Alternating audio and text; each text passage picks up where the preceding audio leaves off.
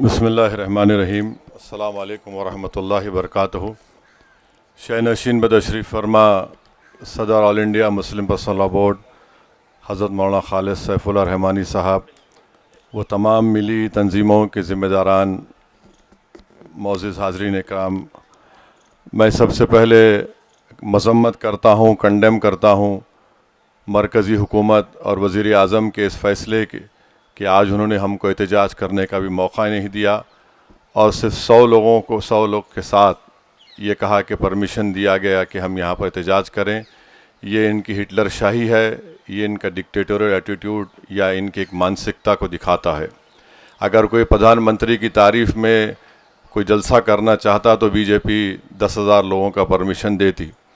दूसरी बात यह है कि हमको बड़ी मायूसी हुई और जो सुप्रीम कोर्ट में जो इंटरिम ऑर्डर आया वो यकीनन वक्फ़ की जायदादों को बचा नहीं पाएगा, क्योंकि आप जानते हैं कि जो इंटरिम ऑर्डर है वो सिर्फ सेक्शन 3C जो कलेक्टर को इजाज़त थी उसके ऊपर किसी हद तक रोकथाम लगाई गई।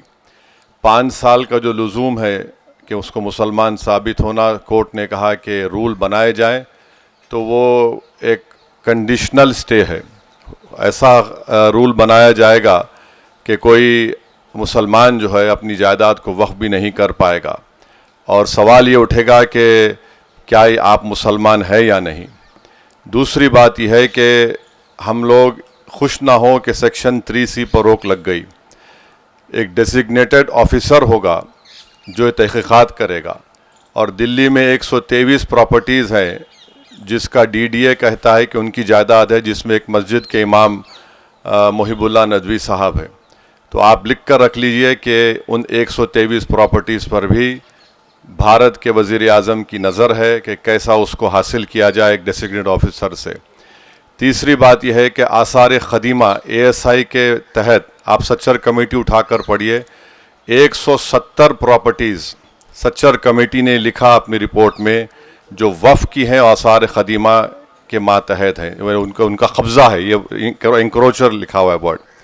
अब सुप्रीम कोर्ट ने उस पर स्टे नहीं दिया तो उसका होगा ये कि जहाँ ये जायदाद वफ़ थी अब ये वफ़ नहीं रहेगी।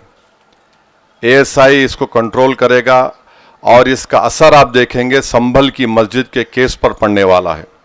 और जो मौजूदा दरगाहें, खानखाहें, मसाजिद प्रोटेक्टेड मॉन्यूमेंट है ASI में, हो सकता है कि शरारत करे वहाँ पर कि आप सिर्फ जुमे की नमाज़ पढ़िए या उरस मत करिए, इमारत फुला है, ऐसी है। लिमिटेशन एक्ट तेलंगाना, आंध्रा, तमिलनाडु में हिंदू एंडोमेंट बोर्ड के ऊपर लिमिटेशन कानून नाफिज नहीं होता है, इस पर भी सुप्रीम कोर्ट ने स्टे नहीं दिया। तो यानी जहाँ जहाँ वफ़ की प्रॉपर्टीज़ पर इलीगल इंक्रोचमेंट है, काबिज़ लोग हैं, वो मालिक बन जाएंगे। और तीसरी बात यह है कि शेड्यूल ट्राइब एरिया में वफ़ अगर आपकी भी प्रॉपर्टी होगी तो आप वफ़ नहीं कर सकते। ये बताइए कैसा होगा ये? अगर कोई मुसलमान क़ानूनी तौर पर शेड्यूल ट्राइब हो सकता है तो जायदाद अगर उसकी है और वफ़ नहीं करेगा तो क्या ये आर्टिकल 14 बोलिए, आर्टिकल 15 बोलिए, 26 बोलिए, 29 बोलिए, उसका वायलेशन नहीं है? वफ़ और औलाद के बारे में हम बात नहीं कर रहे हैं। अगर कोई वफ़ और औलाद करना चाहता है तो भारत के वज़ीर आज़म को मुस्लिम बेटियों से इतनी मोहब्बत है कि उनमें इतनी हिम्मत नहीं है कि बिल्किस बानो को बिलाकर मिल सके, मगर वो कह दिए कि आप अपनी जायदाद को बच्चियों का हक मारकर वफ़ नहीं कर सकते। दूसरे धर्म में आप अपनी पूरी जायदाद को अपने भगवान या अपनी आस्था की बुनियाद पर दे सकते हैं, मगर यहाँ पर यह कानून बना दिया गया। अफसोस यह है कि सुप्रीम कोर्ट ने उस पर भी स्टे नहीं दिया, तो वफ़ और औलाद भी नहीं होगा। और वफ़ इवैक्यू प्रॉपर्टीज़ हैं जो वेस्टर्न यूपी में, चंडीगढ़ में, पंजाब हरियाणा ज़्यादा है, अब उसका मालिक कलेक्टर बन गया। और ये मत समझिए कि कलेक्टर सर्वे करेगा। अब जब कलेक्टर सर्वे करेगा तो कलेक्टर रियासती हुकूमत के मातहत काम करता है और कलेक्टर ऐसा सर्वे करके बोलेगा ये प्रॉपर्टी नहीं है वफ़ की। तो अगर आप बुनियादी तौर पर हम ये कह सकते हैं कि ये जो सुप्रीम कोर्ट ने इंटरिम स्टे दिया है उससे वक्फ की प्रॉपर्टीज़ बर्बाद हो जाएंगी। और ये बीजेपी की हुकूमत जहाँ जहाँ जिन रियासतों में उनकी हुकूमत है वहाँ पर वो वक्फ की प्रॉपर्टीज़ को बर्बाद कर देंगे। और हैरत अंगेज़ बात यह है कि पार्लियामेंट में डिबेट से 10 मिनट पहले लोकसभा में 4 अमेंडमेंट्स पेश किए गए स्पीकर की इजाज़त से। उसमें शेड्यूल्ड ट्राइब का था, ट्रस्ट का था। ने ट्रस्ट इसलिए बनाया गया कि अब कोई प्रॉपर्टी बॉम्बे ट्रस्ट एक्ट के तहत वक्फ है, तो मोदी ने कहा कि मेरे दोस्त को बचाना है। उन्होंने एक यतीम खाने पर अपना आलीशान महल बनाया है, तो उन्होंने कहा कि अब ट्रस्ट जो पहले बनाया गया और अब बनाया जाएगा वक्फ की प्रॉपर्टी नहीं होगी। तो ये पूरा एक मनसूबाबंद तरीके से मुसलमानों की मसाजिद को, वक्फ की जायदादों को छीनने के लिए ये कानून बनाया गया।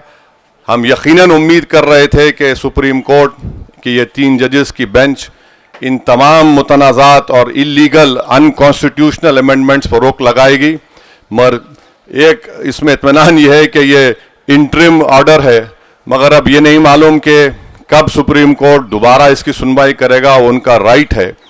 तो ये वक्फ को नुकसान पहुंचाने का कानून बनाया गया। हमको अपनी लड़ाई को जारी रखना है, पीछे नहीं हटना है, ना हमको मायूस होने की ज़रूरत है, बल्कि हमको अपनी लड़ाई कानून के दायरे में रहकर एहतजाजी तौर पर लड़ने की ज़रूरत है, सियासी तौर पर लड़ने की ज़रूरत है।